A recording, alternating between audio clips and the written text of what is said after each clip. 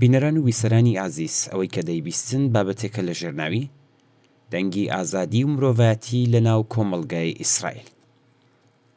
ئایدا تۆماس لێمان، نێونەری پارلەمانی ئیسرائیل لە وتارێکدا لە ڕۆژنامەی هارێتس کە لە ئیسرائیل بڵاو دەکرێتەوە لە کردەوەکانی هاوبەشی بنیامین نەتانیاهۆ و دۆناڵد ترامپ سەبارەت بە کەرتی غەزا وەک تاوانی سەدە ناوی ناو دەبات. گرنگی ئەم وتارە لەو دەنگەدایە کە لە ناو کۆمەڵگای ئیسرائیلەوە هەڵساوە. ئایدا تۆما دەنووسێت هەروەک زۆرێک لە بەرپرسانی حکومی و سەربازی ڕایانگەیاندووە شەڕی ئیسرائیل بە ئامانجی نیشتەجێ نەکراوکردنی غەزا سەرەتا ئاوارەکردن و پاشان دۆزینەوەی شوێنێک بۆ ئاوارەکان ئەنجام درراوە. هەفتەی ڕابردوو سەرۆکی وڵاتە یەکگرتووەکان دۆناڵد ترامپ و سەرۆک وەزیرانی ئیسرائیل بنیامین نەتانیاهۆ نمایشێکی ترسناکی ئیمپریالیستیان وەڕێخست. ترامپ و نەتانیاهۆ تاوانی سەدەیان داڕشتووە، یەک ئەمریکی و یەک ئیسرائیلی، هەردووکیان بە تۆمەتی تاوانکاری بڕیاریاندا چارەنووسی گەلی فلستین دیاری بکەن.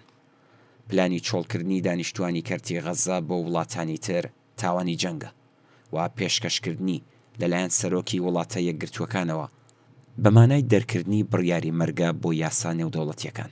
ئەمە تاوانی سەدەیە. ترامپ دەربارەی غەزا وەک سەرمایەدارێک کە دەیەوێت مڵکەکانی خۆی فراوان بکات قسە دەکات. ئەو بە ناوچەیەکی وێرانکراوی ناوبرد وەک ئەوەی هەمیشە وابوو بێت و پلانی بۆ دروستکردنی شارێکی مۆدێرن بەبێ دانیشتوانە ڕەسەنەکەی پێشکەش کرد. کاتێک ترامپ لە تەنیشت نەتانیاهۆوەستا، کەسێک کە نزیکەی هەموو کەرتی غەزەی وێران کردووە و باسی دەسەڵاتی ئامریکای لەم ناوچەیە کرد، زەحمەتە نەتانیاهۆ وەک بەڵێندەری وێرانکاری ئەو سەیری نەکەین. شەڕی وێرانکەری ئیسرائیل بە دروستی بەم ئامانجە بەڕێوەچوو. نیشتەجێ نەکراوکردنی کەرتی غەزە و دۆزینەوەی لایەنێک کە دانیشتوانەکەی قبول بکات. زۆریەک لە حکوومەت و سوپا ئەمایان وتبوو تەنها پێویست بوو گوێمان لێ بگرین. ترامپ لەم وتەی خۆیدا کە ڕادەی وێرانکاری لە کەرتی غەزە چاوەڕوان نەکراوە و لە نێوان کاولەکان و بۆمبە تەخێنراوەکاندا مەترسێکی گەورە هەڕەشە لە دانیشتوانەکەی دەکات ڕاستە، بەڵام لە جیاتی سزادانی بکەرانی ئەم وێرانکاریە پشگیریان دەکات و لەگەڵیان تاوانی نوێدا دەڕێژێت.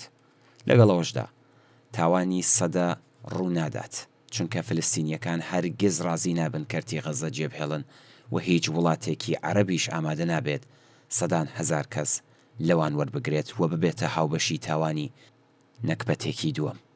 لەم حاڵەتەدا بۆچی ترامپ ئەم بیرۆکە خەیاڵیە بڵاو دەکاتەوە؟ ئامانجی ڕاستەقینەی چییە؟ ئایا ئەمە هەڕەشەیەکە بۆ باجگیری لە عەرەبستانی سعودی و وەرگرتنی ئیمتیاز لێی بۆ ئاساییکردنەوەی پەیوەندیەکان لەگەڵ ئیسرائیل؟ ترامپ هەر ئامانجێکی هەبێت سەرکەوتوو بووە لە بە ئاگاهێنانەوەی تاریکترین هێزەکانی ڕۆژهەڵاتی ناوەڕاست.